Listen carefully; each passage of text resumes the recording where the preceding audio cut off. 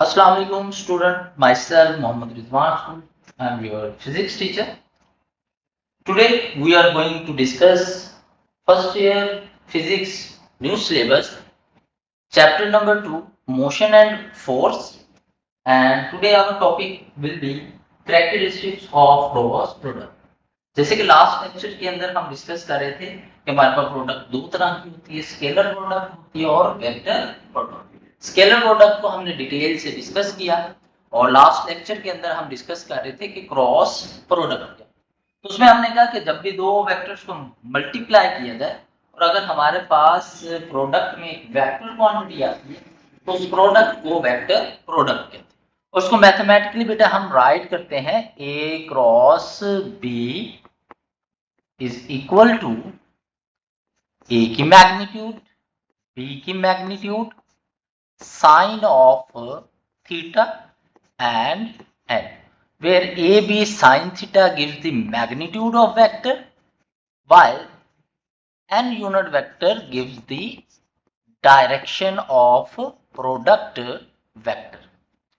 और इसके साथ हमने एग्जांपल दी थी कि हमारे पास स्टार के क्रॉस प्रोडक्ट या वेक्टर प्रोडक्ट की एग्जांपल, और एक हमने प्रूफ किया था कि हमारे पास जो क्रॉस प्रोडक्ट होती है वो कम्यूटेटिव लॉ को ओबे नहीं करती, और आज के कैरेक्टरिस्टिक्स में पहले वही हमारे पास पहला कैरेक्टरिस्टिक्स है, कम्यूटेटिव लॉ। तो क्रॉस प्रोडक्ट बेटा जो है वो दो वेक्टर्स की जब भी ली जाती है वो does not obey commutative law of multiplication. जो कम्यूटेटिव लॉ ऑफ मल्टीप्लिकेशन है उसको ओबे नहीं करती, यानी कि अगर हम वेक्टर्स की जगह को चेंज कर देते हैं तो उनका जो प्रोडक्ट होता है वो एक दूसरे के इक्वल नहीं आता। That is called commutative law of multiplication, और इसका प्रूफ हम लास्ट लेक्चर में कर चुके हैं, आप उस लेक्चर को देख सकते हैं प्रूफ के लिए।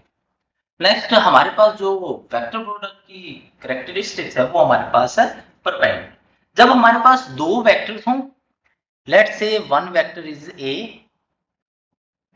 एंड सेकंड वेक्टर इज हमारे पास B and both vectors are perpendicular to each other, कि दोनों वेक्टर्स के दरमियान जो एंगल है वो क्या हो 90 का हो, तो उनकी प्रोडक्ट किस तरह की होती है। तो याद रखिए जब भी दो वेक्टर्स परपेंडिकुलर होते हैं तो उनके दरमियान एंगल 90 का होता है, और हम क्रॉस प्रोडक्ट का फार्मूला यूज करते हैं और हम थीटा एंगल की जगह क्या पुट कर देते हैं 90 पुट कर देते हैं, और हमें पता है साइन 90 इक्वल टू क्या होता है 1 होता है।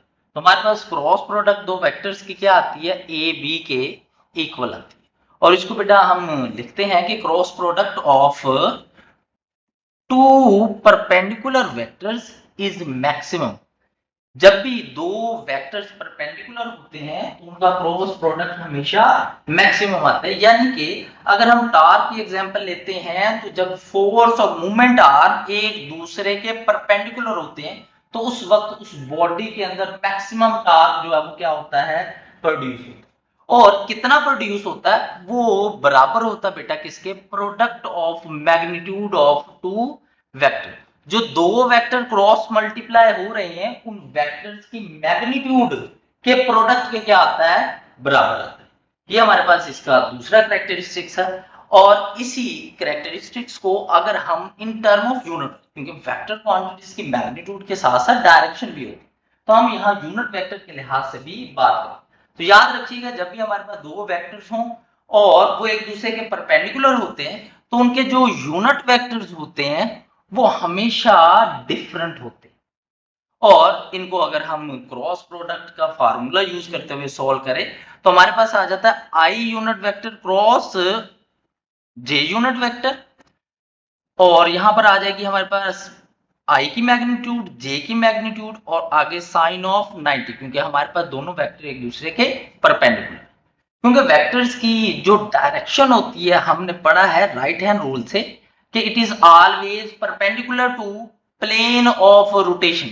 ये हमारे पास दो जो वेक्टर्स हैं आई जे, ये दोनों जो है वो एक्स वाई प्लेन के अंदर मौजूद है, तो इनका जो बेटा प्रोडक्ट आना है वो हमारे पास एक्स वाई प्लेन के परपेंडिकुलर आना है, वो हमारे पास क्या हो जाएगा कि की डायरेक्शन में होगा, जो कि अलोंग जेड एक्सिस होता है।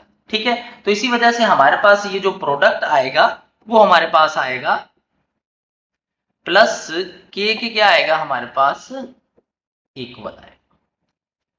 ठीक है, और ये हमें कहां से पता लगा बेटा, राइट हैंड ग्रिप रूल से जो है वो हमने लास्ट लेक्चर के अंदर जो है वो इसको डिस्कस भी डिटेल से किया हुआ है। अब बेटा यहाँ पर जो हमारे पास यूनिट वेक्टर्स की मैग्नीट्यूड होती है वो 1 होती है, जैसे आई जे के, ये तीनों यूनिट वेक्टर्स हैं, इनकी मैग्नीट्यूड क्या होती है 1 होती है। और साइन 90 भी जो है वो बेटा हमारे पास क्या होता है 1।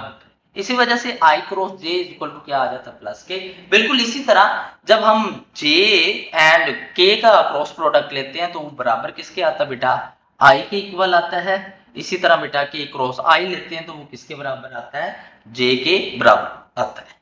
इसी तरह बेटा हमारे पास अगर इन वेक्टर की जो डायरेक्शन है वो चेंज कर दी जाए, यानी कि हम इनकी क्रॉस प्रोडक्ट को उल्ट लेते हैं, जैसे कि J cross I, K cross J और I क्रॉस K, तो यहां पर बेटा हमारे पास जो डायरेक्शन आती है वो हमारे पास आती है along minus Z axis, minus x axis और माइनस वाई एक्सिस। और ये भी हमें कौन बताता बेटा, राइट हैंड ग्रिप रूल से हमें पता लगता है। ठीक है, तो यहां पर हम यूनिट वेक्टर्स की वैल्यूज पुट करें तो हमें पता लगता है कि J क्रॉस K जो है वो बराबर आता है माइनस आई के, K क्रॉस J जो है वो बराबर आता है माइनस आई के, एंड I क्रॉस K बराबर आता है माइनस J के। यानी J और क्रॉस I यानी I cross J is equal to आता है प्लस K। जब J क्रॉस I दिया जाएगा तो वो माइनस K के क्या आएगा इक्वल आएगा। बिल्कुल इसी तरह जब J क्रॉस K लेते हैं वो बराबर आता है प्लस I के, लेकिन जब K क्रॉस J लिया जाएगा वो माइनस I के बराबर आएगा। बिल्कुल इसी तरह I क्रॉस K जो है वो माइनस J के बराबर। इसको समझने के लिए एक सिंपल सी ये डायग्राम बनी हुई है, इसको आप याद रख लें कि अगर हम I से J की तरफ जाते हैं, यानी कि I क्रॉस J लिया जाता है, तो ये हमारी एंटी क्लॉकवाइज रोटेशन होती है, तो हमेशा वहां पर हमारे पास क्या आ जाता है प्लस K आ जाता है, क्योंकि नेक्स्ट हमारे पास क्या आना है K। और जब हम बेटा क्या लेते हैं J क्रॉस K लेते हैं, J क्रॉस K लेते हैं, तो हमारे पास ये आ जाता है प्लस I के क्या आ जाता है बराबर, क्योंकि J क्रॉस K के बाद हमारे पास क्या आना है I यूनिट वेक्टर। बिल्कुल इसी तरह जब हम लेते हैं बेटा K क्रॉस I लेते हैं, तो K क्रॉस I के बाद हमारे पास क्या आना है J, तो ये हमारे पास क्या आ जाता है प्लस J आ जाता है।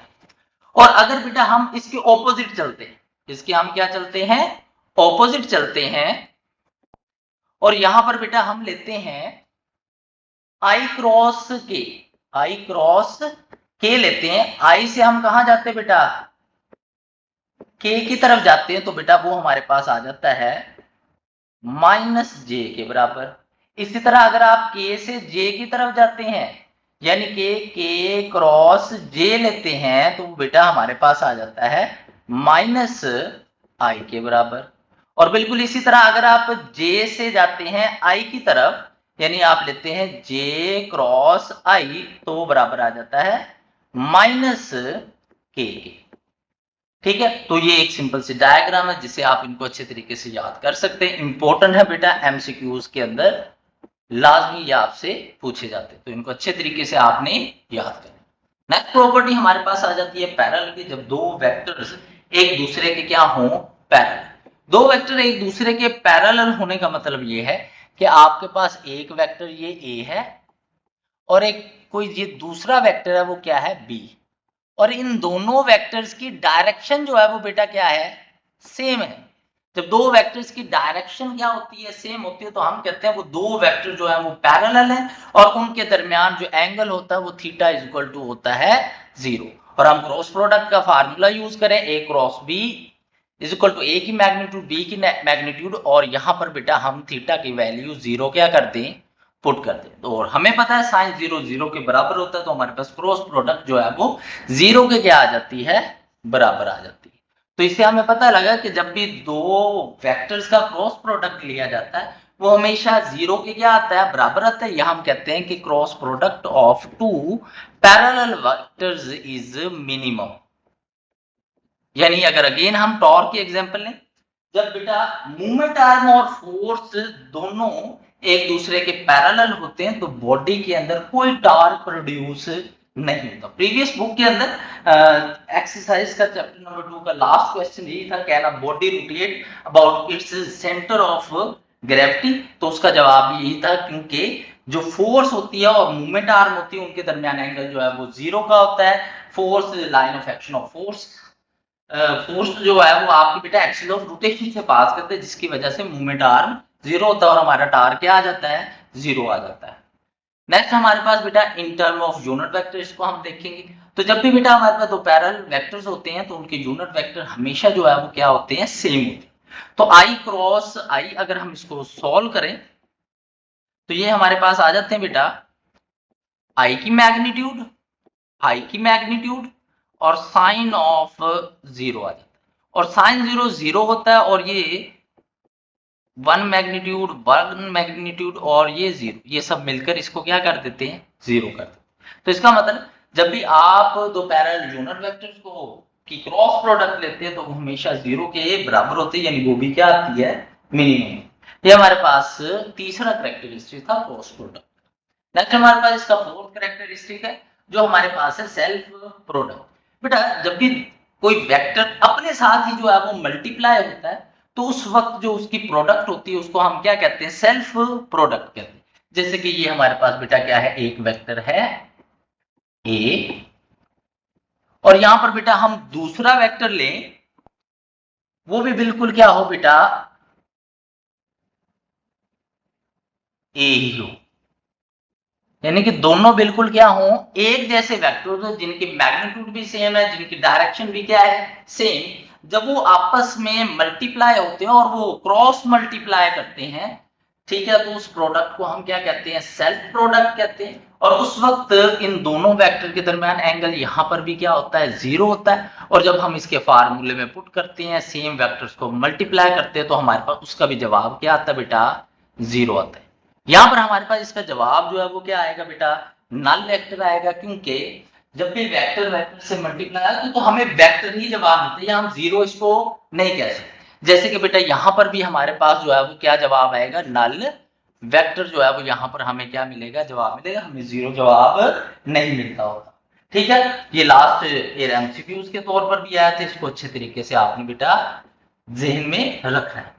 नेक्स्ट हमारे पास जो प्रॉपर्टी आ जाती है वो हमारे पास आ जाती है एंटी पैरेलल। जब हमारे पास दो वेक्टर एक दूसरे के ऑपोजिट डायरेक्शन में हो, जैसे कि हमारे पास एक ये वेक्टर है ए और ये हमारे पास क्या है, दूसरा वेक्टर जो है वो क्या है, बी।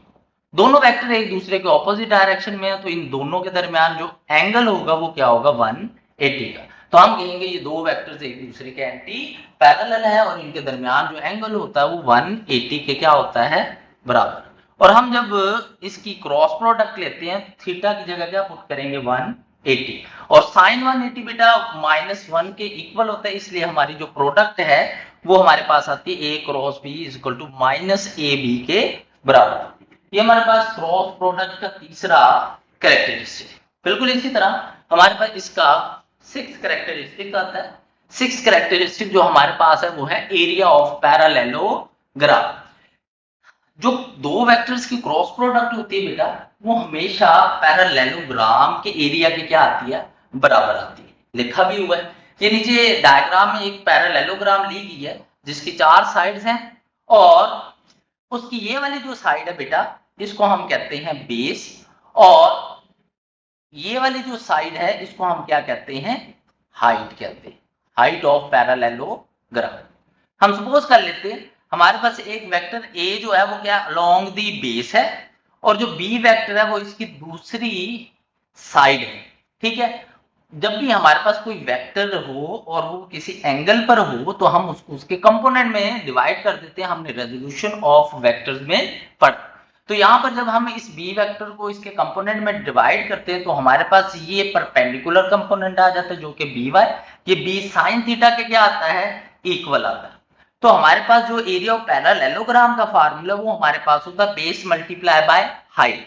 तो बेस हमारी बेटा वेक्टर ए के बराबर है और जो बेटा हमारे पास हाइट है वो बी साइन थीटा यानी बी वाई के क्या है बराबर। तो यहां पर बी वाई की वैल्यू हम पुट करते हैं तो हमारे पास आ जाता है बेटा ए वेक्टर और साथ आ जाता है बी साइन ऑफ थीटा और इसको हम लिख सकते हैं ए क्रॉस बी आ जाता है। ठीक है, तो हमेशा जब भी हम पैरेललोग्राम का एरिया लेते हैं वो हमेशा cross product of two vector के इक्वल आता है। वेरी इंपॉर्टेंट प्रॉपर्टी बेटा, ये शॉर्ट क्वेश्चन के तौर पर आपसे पूछा अलग से जा सकता है, पास्ट पेपर्स में भी पूछा गया है।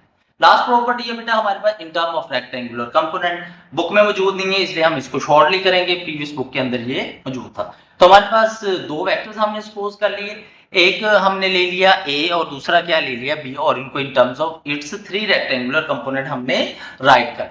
अब बेटा इनको हम वैसे ही मल्टीप्लाई करेंगे जैसे स्केलर प्रोडक्ट में किया था, पहले वेक्टर को पहले से फिर उसको दूसरे से फिर तीसरे, बिल्कुल इसी तरह सेकंड और थर्ड वेक्टर को हम इसी तरह मल्टीप्लाई करेंगे और हमारे पास बेटा ये इनकी मल्टीप्लिकेशन के बाद जवाब।